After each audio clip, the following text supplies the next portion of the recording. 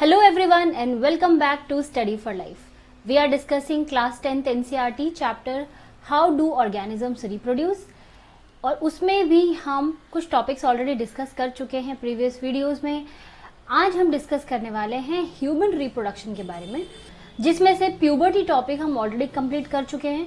आज हम डिस्कस करेंगे मेल रिप्रोडक्टिव सिस्टम के बारे में।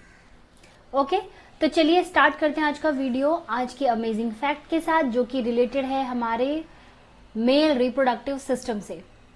सो today's amazing fact is a healthy male testis can produce around 500 million sperm cells daily. Yes, 500 million cells daily a male testis can produce. अब testis क्या है और ये कहाँ पे प्रेजेंट है, ये हम अभी 1 मिनट में देखने वाले हैं। लेकिन स्पर्म के बारे में हम सभी जानते हैं कि जो स्पर्म है वो है मेल रिप्रोडक्टिव सेल, जो कि मेल गैमीट है, जो कि एग को फर्टिलाइज करता है। और एक हेल्दी मेल में 500 million sperm cells daily produce हो सकते हैं। Isn't it amazing? ओके, तो क्योंकि हम बात कर रहे हैं मेल रिप्रोडक्टिव सिस्टम की, तो हम डिस्कस करेंगे कि मेल रिप्रोडक्टिव सिस्टम के डिफरेंट पार्ट्स कौन से हैं, और उसमें सबसे इंपॉर्टेंट जो चीज है वो ये कि स्पर्म की जर्नी कैसी रहती है। जो स्पर्म है वो इतने ज्यादा नंबर में आखिर प्रोड्यूस हो क्यों रहे हैं, जबकि फीमेल्स में तो हर मंथ एक एग ही प्रोड्यूस होता है, लेकिन मेल्स में हर दिन इतने मिलियन स्पर्म सेल को प्रोड्यूस होने की आखिर जरूरत है क्यों। ये सब कुछ हम इस टॉपिक में डिस्कस करने वाले हैं, और हम देखेंगे कि स्पर्म की जर्नी क्या है, वो कैसे फीमेल रिप्रोडक्टिव सिस्टम तक पहुंचता है। ओके, तो सबसे पहले हम देखते हैं कि मेल रिप्रोडक्टिव सिस्टम के पार्ट्स कौन कौन से हैं। हमारे सामने 2 इमेजेस हैं, जिसमें एक जो है हमें साइड व्यू दिखा रही है।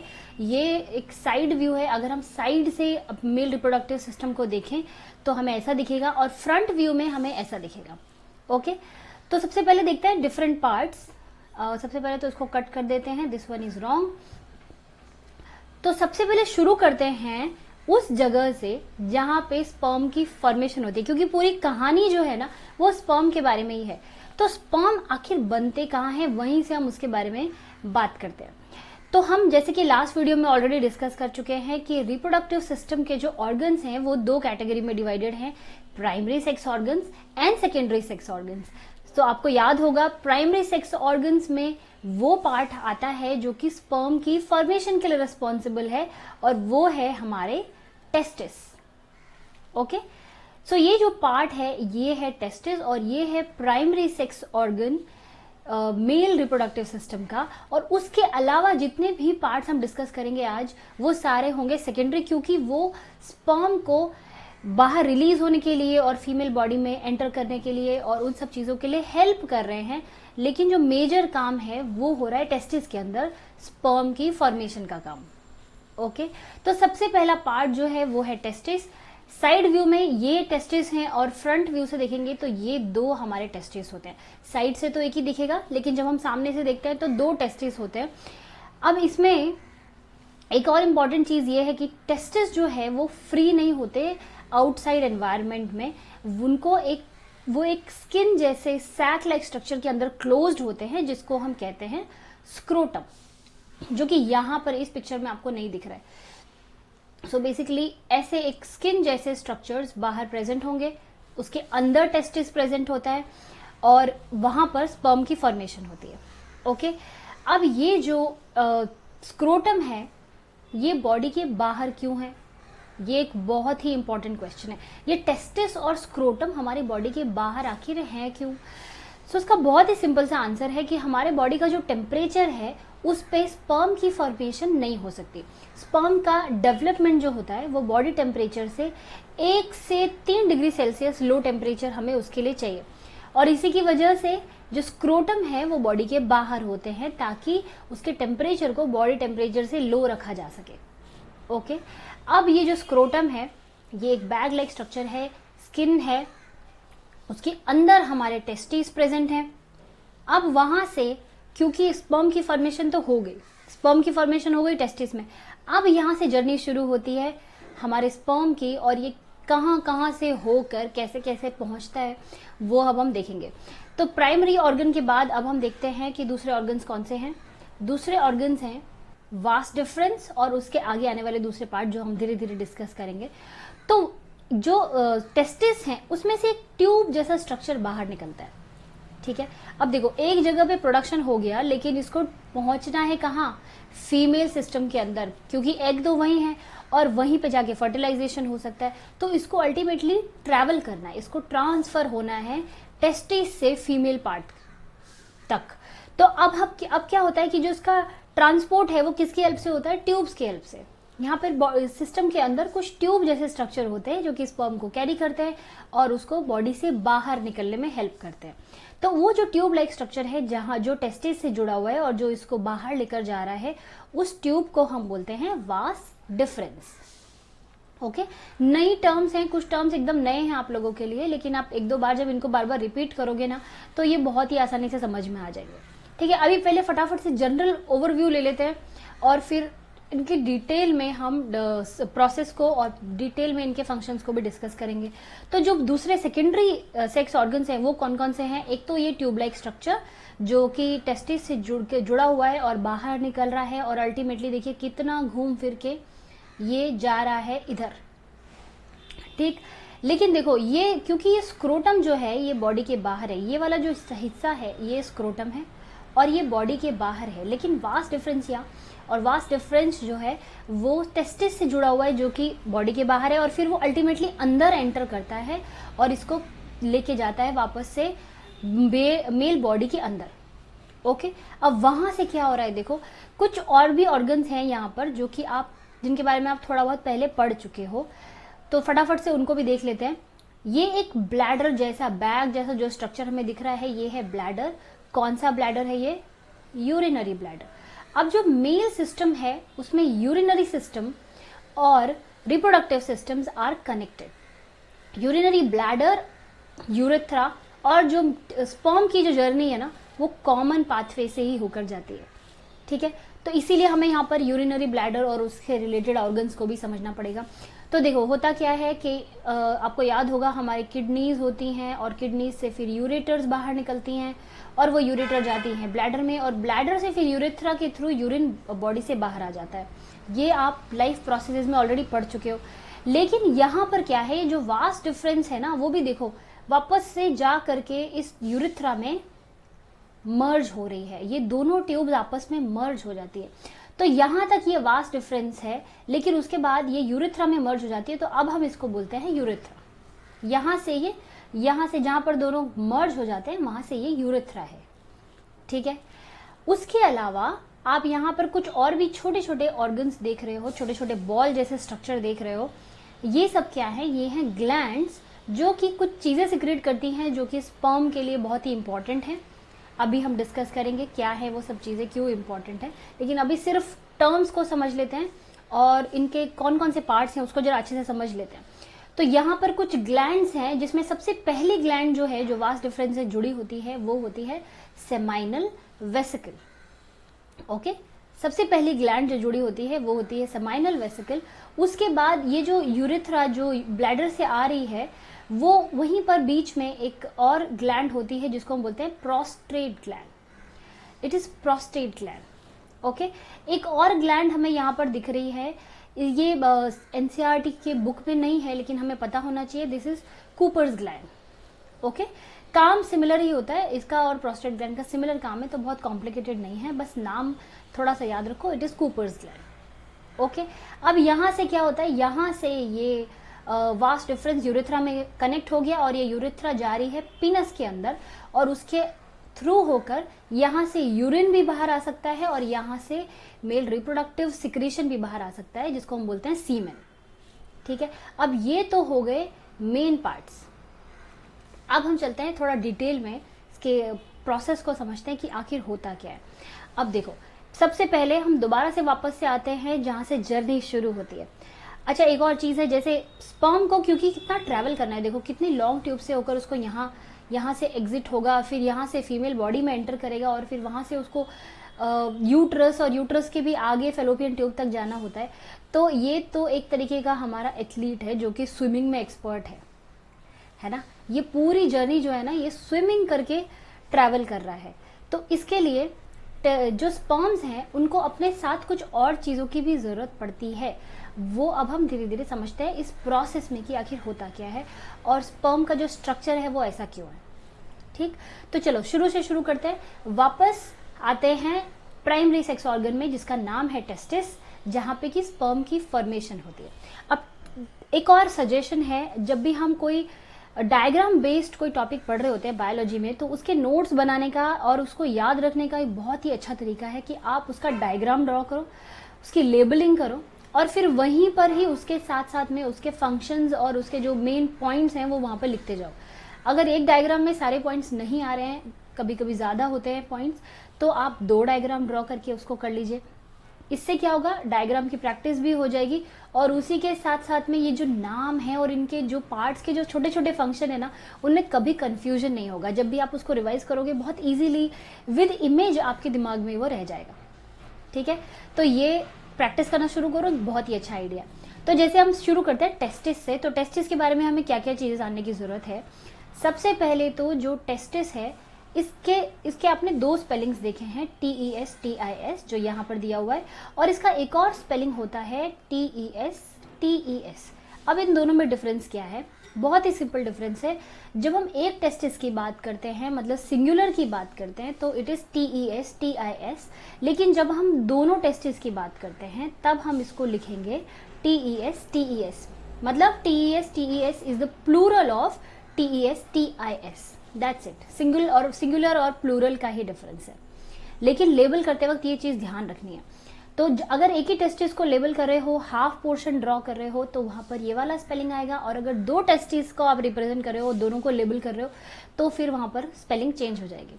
अब टेस्टिस का मेन फंक्शन एक तो हमें पता चल गया, इसका एक इंपॉर्टेंट फंक्शन है स्पर्म फॉर्मेशन का, है ना।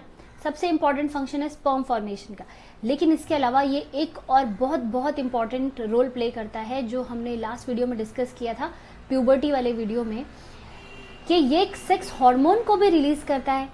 अब मेल्स में पहला कैरेक्टर है कि वो स्पर्म सिक्रीट करेंगे, लेकिन बहुत सारे दूसरे सेकेंडरी सेक्सुअल कैरेक्टर्स हैं, जैसे कि फेस पे हेयर का होना और वॉइस का चेंज होना, मस्कुलर बॉडी होना, और भी जितने इमोशनल, मेंटल और फिजिकल चेंजेस होते हैं, वो एक हार्मोन के हेल्प से होते हैं, जो कि टेस्टिस ही सिक्रीट कर रहा है। और मेल रिप्रोडक्टिव और सेक्स हार्मोन इज टेस्टोस्टेरॉन। तो ये भी एक बहुत इंपॉर्टेंट फंक्शन है टेस्टिस का, इसीलिए इस हार्मोन का नाम टेस्टोस्टेरॉन है, क्योंकि ये टेस्टिस से सिक्रीट हो रहा है और ये सेकेंडरी सेक्सुअल कैरेक्टर्स के लिए रिस्पॉन्सिबल है। ओके, तो ये 2 मेन फंक्शन हो गए टेस्टिस के। टेस्टिस जो है वो कवर्ड है एक सैक लाइक स्ट्रक्चर में। दोनों टेस्टिस एक सैक लाइक स्ट्रक्चर में कवर्ड है, दोनों के अलग अलग है, और इसको फिर हम कहते हैं scrotum. Scrotum is a sac like structure जिसके अंदर टेस्टिस प्रेजेंट होते हैं। ओके, सिंपल है ये। इसका काम क्या है, ये टेम्परेचर को लो रखता है ताकि स्पर्म फॉर्मेशन हो सके, और ये टेस्टिस को प्रोटेक्ट कर रहा है। फिर उसके बाद जब स्पर्म फॉर्मेशन हो जाती है तो स्पर्म यहाँ से सिक्रेट हो जाते हैं। अब sperm is like an athlete, as I told you, ये स्टार्ट कर देते हैं यहाँ से अपनी जर्नी और स्विमिंग चालू हो जाती है। लेकिन उसके पहले, पूरा मेच्योर होने से पहले, ये मेच्योर थोड़ा आगे जाके होंगे, इनकी टेल थोड़ा आगे जाके मेच्योर होती है, उसके पहले ये वास्ट डिफरेंस के हेल्प से ट्रैवल करते हैं। ये वास्ट डिफरेंस है एक ट्यूब लाइक स्ट्रक्चर जो कि हेल्प कर रहा है स्पर्म को टेस्टिस से यूरेथ्रा तक ले जाने के लिए। This is the function of vas deferens. It's a tube like structure which help the sperm to transfer from testis to the urethra, क्योंकि वहीं से फिर वो बाहर रिलीज होगा बॉडी से। ओके, अब वास्ट डिफरेंस के बाद जो दूसरा ऑर्गन है इंपॉर्टेंट, वो है हमारे ग्लैंड्स। ये ग्लैंड्स आखिर क्या कर रहे हैं और इनका रोल क्या है स्पर्म के जर्नी में। अब देखो, जैसे मैंने कहा कि sperm is like born swimmer. ये अगर ये स्विम ना करे, अगर ये इस तरह से ट्रैवल ना करे, तो ये इतनी लॉन्ग डिस्टेंस ट्रैवल नहीं कर सकता, क्योंकि इसको अभी फीमेल बॉडी के अंदर जाकर के एग को फर्टिलाइज करना है। तो उसकी वजह से एक तो इसको ऐसा एनवायरनमेंट चाहिए अपने चारों तरफ कि ये स्विमिंग कर पाए। अब स्विमिंग करने के लिए हमें क्या चाहिए, हमें चाहिए फ्लूइड्स, राइट। किसी को भी स्विम करने के लिए क्या चाहिए, फ्लूइड्स। तो स्पर्म को भी जब फ्लो करना है, किसी स्विम करना है, तो उसको फ्लूइड अपने आसपास चाहिए ताकि वो इजीली स्विम करके जल्दी से जल्दी जर्नी को ट्रैवल कर सके, राइट। तो ये जो ग्लैंड्स हैं, ये तीनों का एक फंक्शन बहुत ही कॉमन है, दैट इज म्यूकस सिक्रीशन, ठीक है। अब म्यूकस क्या होता है, म्यूकस हमारे बॉडी के बहुत सारे पार्ट से निकलता है। जैसे नोज में जब जुकाम हो जाता है तो जेली जैसा सब्सटेंस, व्हाइट सब्सटेंस जो नोज से निकल रहा है वो भी म्यूकस है।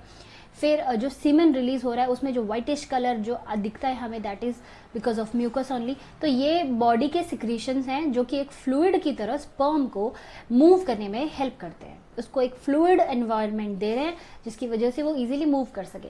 तो इन तीनों का कॉमन फंक्शन यही है, तीनों का यही काम होता है, ठीक है। उसके अलावा ये जो सेमाइनल वेसिकल है, इसका एक और बहुत ही इंपॉर्टेंट फंक्शन है।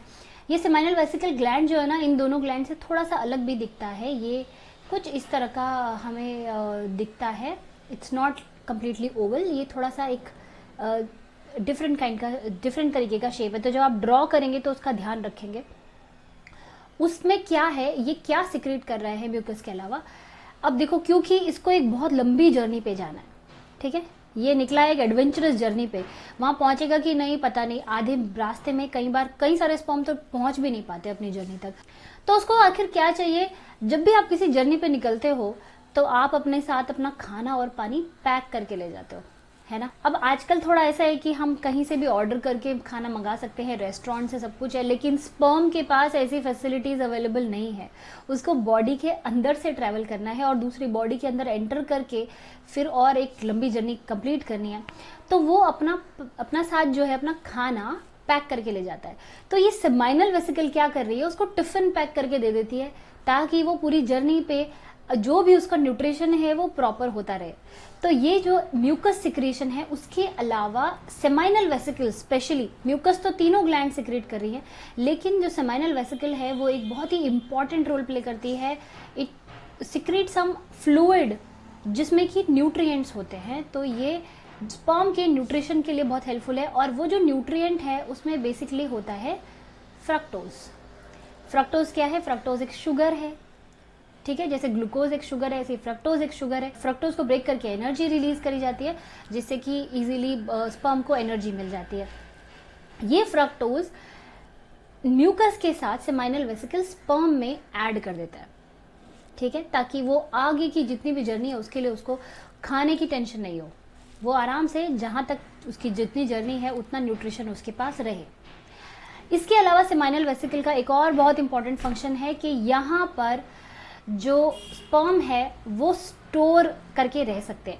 देखो, स्पर्म बनते रहते हैं बॉडी में, लेकिन उसका इजैक्यूलेशन हर वक्त नहीं होता। मेल हर वक्त सीमेन रिलीज नहीं करता, खाली जब उनको सेक्सुअल एक्ट के टाइम पे या फिर अगर उनको प्रेगनेंसी चाहिए या मतलब बेबी चाहिए उस टाइम पे इजैक्यूलेट होता है सीमेन।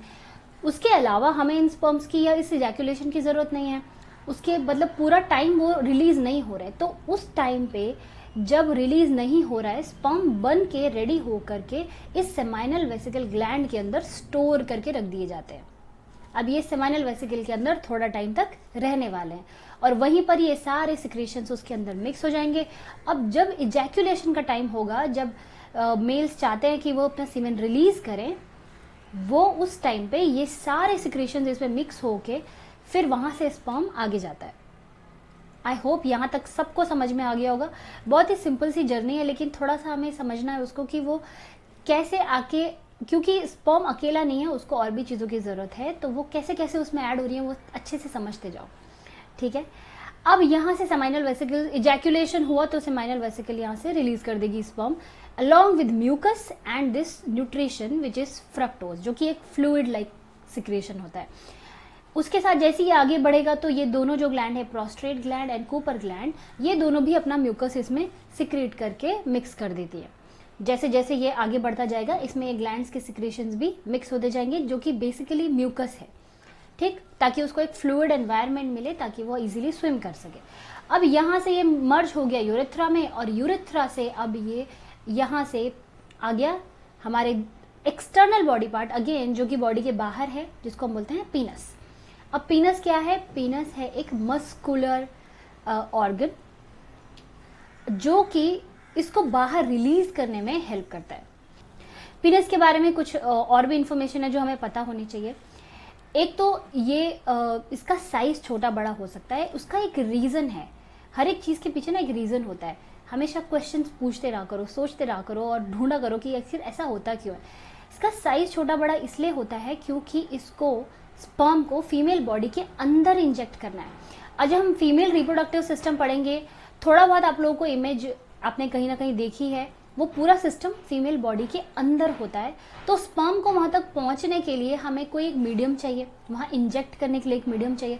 इसलिए पीनस जो है इजैक्यूलेशन के टाइम पे साइज में बड़ा हो जाता है ताकि उसको यूट्रस तक या उससे थोड़ा पहले ही स्पर्म को रिलीज करा जा सके, ताकि जो स्पर्म है वो अपना काम कर सके, अपनी यूट्रस से होते हुए फिर फेलोपियन ट्यूब में जाके उसको फर्टिलाइज करना है तो उसको आगे तक रिलीज करके आ सके। तो इसलिए पीनस का साइज छोटा बड़ा होता है। जब ये इजैक्यूलेशन होगा तो पीनस का साइज बड़ा हो जाता है, अदरवाइज नॉर्मली एक नॉर्मल साइज में रहता है।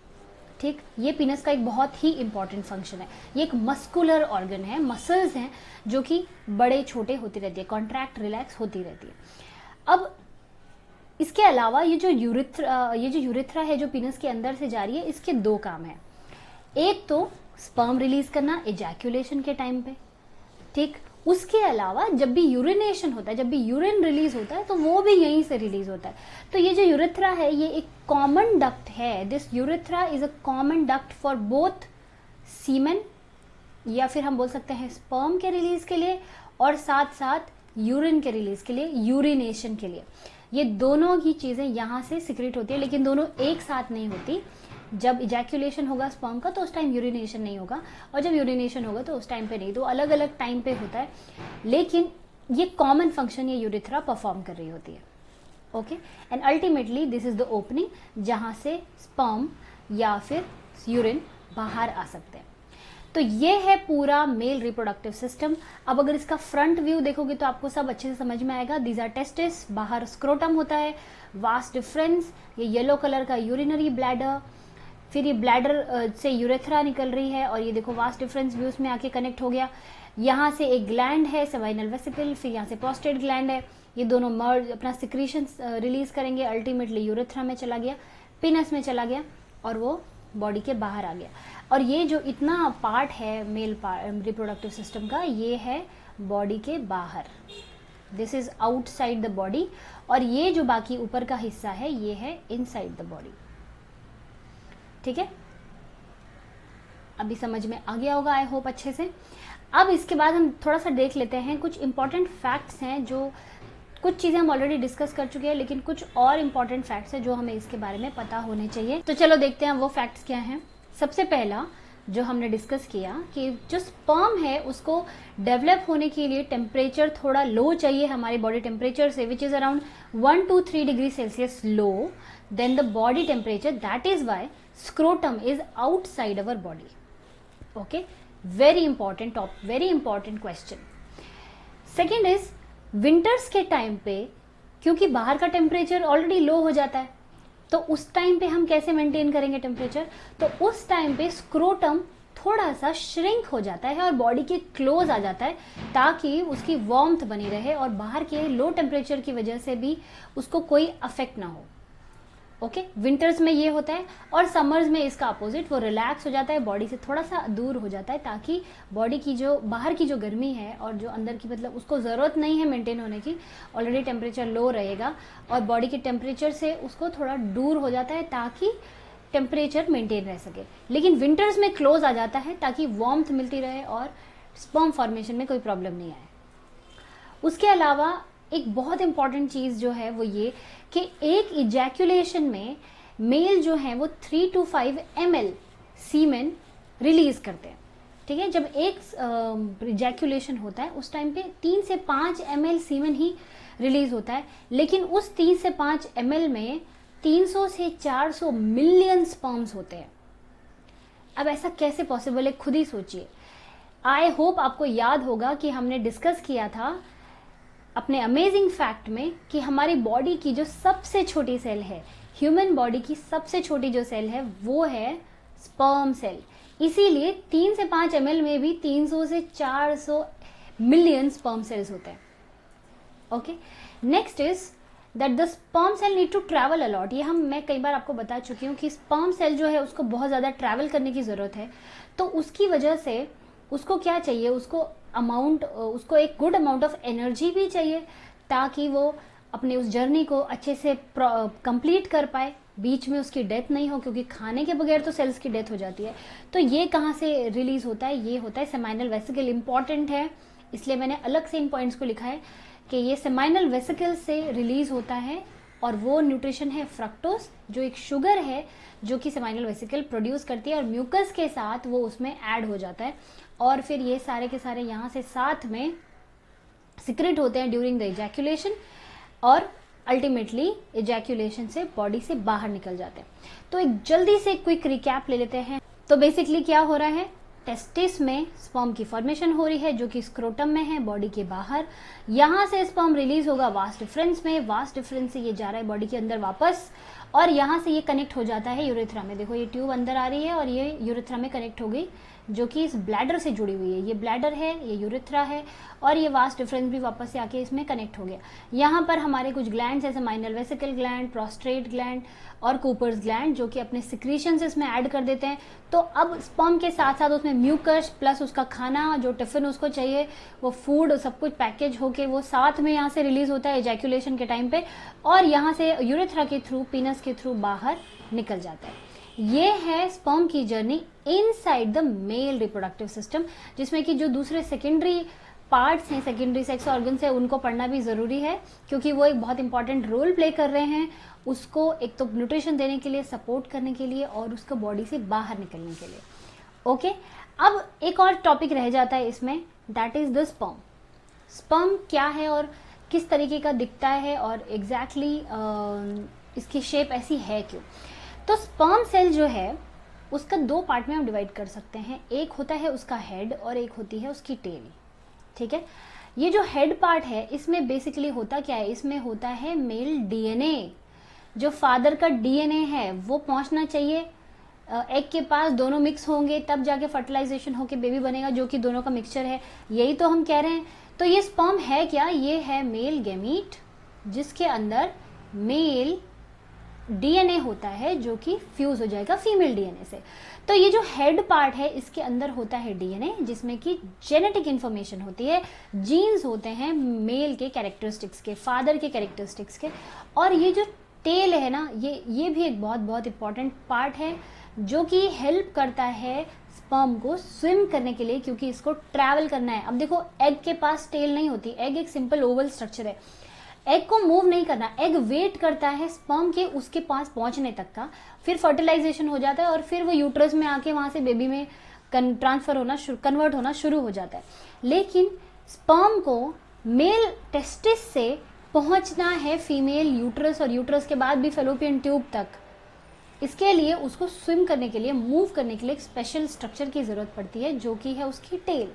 अब इस टेल की हेल्प से ये इजीली स्विम करके पहुंच जाता है फीमेल रिप्रोडक्टिव सिस्टम तक। ओके, जो स्पर्म है उसका नंबर हम ऑलरेडी डिस्कस कर चुके हैं। पर डे मेल जो है 500 मिलियन सेल्स प्रोड्यूस कर सकता है, और एक इजैक्यूलेशन में 300 से 400 मिलियन सेल्स प्रोड्यूस होती हैं। क्योंकि ये स्मॉलेस्ट सेल है, इसीलिए 3 से 5 ml में ही 300 से 400 मिलियन सेल्स होते हैं। अब इसकी जर्नी कंटिन्यू होगी फीमेल रिप्रोडक्टिव सिस्टम में, जो कि हम इसके बाद डिस्कस करेंगे। लेकिन उसके पहले क्विक रिकैप ले लेते हैं और देखते हैं कि आज हमने जो पढ़ा वो अच्छे से समझ में आया कि नहीं। तो उसके लिए try to answer these questions. सबसे पहला क्वेश्चन है, in mammals the testis lie the scrotal sac due to. क्यों टेस्टिस जो है वो स्क्रोटल सैक में होते हैं, जो कि बॉडी के बाहर है, अंदर क्यों नहीं होते हैं? क्या है इसका answer? Presence of urinary bladder, क्योंकि अंदर यूरिनरी ब्लैडर प्रेजेंट है इसलिए इसको बाहर होता है, इसलिए इसको बाहर धकेल दिया जाता है। या फिर रेक्टम की प्रेजेंस की वजह से, जहां से इंटेस्टाइनल वेस्ट रिलीज होता है, जगह नहीं है इसलिए बाहर है। या फिर वास्ट डिफरेंस बहुत लॉन्ग है इसलिए उसको अंदर फिट करने के लिए स्क्रोटम बाहर होते हैं। या फिर requirement of low temperature for spermatogenesis. Think about it, post your answer in the chat box if you want, but otherwise सोच लो और फिर मैं अभी आपको आंसर बता दूंगी, तो आपको चेक करना है कि आपको याद है कि नहीं। अगर आपने वीडियो अच्छे से देखा है, सुना है, समझा है, तो ये बहुत ही ईजी क्वेश्चन है। And answer is obviously D, requirement of low temperature for spermatogenesis. अब यहाँ पर एक ये नई टर्म आ गई, स्पर्मेटोजेनेसिस। स्पर्मेटोजेनेसिस का मतलब होता है स्पर्म फॉर्मेशन। सिंपल, जहां पर भी जेनेसिस वर्ड हो वहां पर फॉर्मेशन की बात हो रही होती है, और स्पर्मेटोजेनेसिस मतलब स्पर्म फॉर्मेशन। तो बेसिकली स्क्रोटम बाहर इसीलिए होता है, टेस्टिस स्क्रोटम में इसीलिए होता है बाहर, ताकि लो टेम्परेचर पे स्पर्म की फॉर्मेशन हो सके। हाई टेम्परेचर पे, बॉडी टेम्परेचर पे स्पर्म फॉर्मेशन नहीं हो सकती। Okay, now the next question is, एक डायग्राम आपके सामने है और आपको चेक करना है कि कौन सा स्टेटमेंट सही है और कौन सा स्टेटमेंट गलत। तो सबसे पहले तो जो P और Q हैं, ये हैं हमारे गैमीट्स। ठीक है, P और Q क्या है? गैमीट्स। तो फॉर एग्जाम्पल ये एक मेल गैमीट है और ये एक फीमेल गैमीट है, और उसके बाद ये फ्यूज हो जाते हैं और बनाते हैं एक सेल R। अब R जो है वो फिर से प्रोड्यूस करती है अपने गैमीट्स STUV। अब क्वेश्चन क्या है कि हमें इसमें से करेक्ट स्टेटमेंट को फाइंड आउट करना है। Which one is the correct statement? अभी जल्दी से आप लोग चेक करके बताइए कि करेक्ट स्टेटमेंट क्या होगा। The number of chromosome in P and Q are different, the number of chromosome in P and Q are same, the number of chromosome in S is 1/4, it is 1/4 of the chromosomes in R, or the number of chromosome in T is half the number of chromosome in Q. What is the correct answer? Think about it. अगर आपने मेरे पुराने videos देखे हैं तो आपको ये answer करने में डिफिकल्टी नहीं होगी, क्योंकि वहाँ पर मैं गैमेट फॉर्मेशन बहुत अच्छे से समझा चुकी हूँ। ये इस तरह के क्वेश्चंस एग्जाम में आते हैं, इसलिए सारे टॉपिक्स का क्लियर होना ज़रूरी है। ठीक है, इसलिए सारे वीडियोस को बिल्कुल एकदम सीक्वेंस में देखते जाओ, ताकि सारी चीज़ें एकदम क्लियर होती जाएं। जैसे मैं हमेशा बोलती हूँ, समझना ज़्यादा ज़रूरी है। सिर्फ एग्ज़ाम के लिए रटना और बस वो एक मेन टॉपिक पढ़ के अच्छे मार्क्स आपको नहीं मिलने वाले। ठीक है, तो अभी इसमें से कौन सा करेक्ट स्टेटमेंट होगा, चलो एक एक करके देखते हैं। पहला है the number of chromosome in P and Q are different. अब क्योंकि P और Q दोनों ही गैमीट्स हैं, तो दोनों में क्रोमोसोम नंबर सेम होंगे ना, डिफरेंट नहीं होंगे, तो this statement is wrong. Now the number of chromosome in P and Q are same, so this statement is definitely correct. P और Q क्योंकि दोनों ही गैमीट्स हैं, चाहे मेल हो फीमेल हो या दोनों मेल हो दोनों फीमेल हो, chromosome number will remain same 23, half the number of normal set of chromosome 46। ठीक है, अभी देखते हैं बाकी क्यों गलत है। The number of chromosome in S is 1/4 of the number of chromosome in R। तो ये कह रहा है कि जो S है ना वो R का 1/4 होगा। नहीं, ये एक नॉर्मल सेल है जिसको मैं जाइगोट भी बोल सकती हूँ, क्योंकि ये गैमेट के फ्यूजन से बना।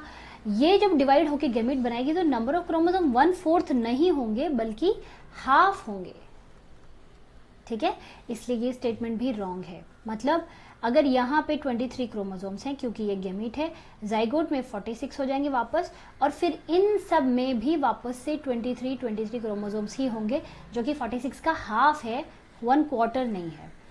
Then the number of chromosomes in T is half the number of chromosome in Q।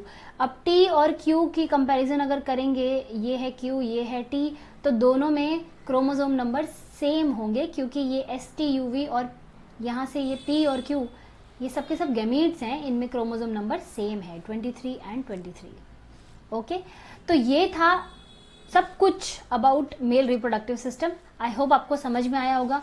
अगर समझ में आया है और वीडियो अच्छा लगा है तो लाइक और शेयर करना तो बनता ही है, चैनल को सब्सक्राइब करना तो बनता ही है। इसको अगर कोई भी प्रॉब्लम होती है, वीडियो को दोबारा से देखिए। कभी भी ऐसा नहीं करना है कि एक बार वीडियो देखा और फिर उसके बाद अब तो हमें समझ में आ गया, अभी हो गया।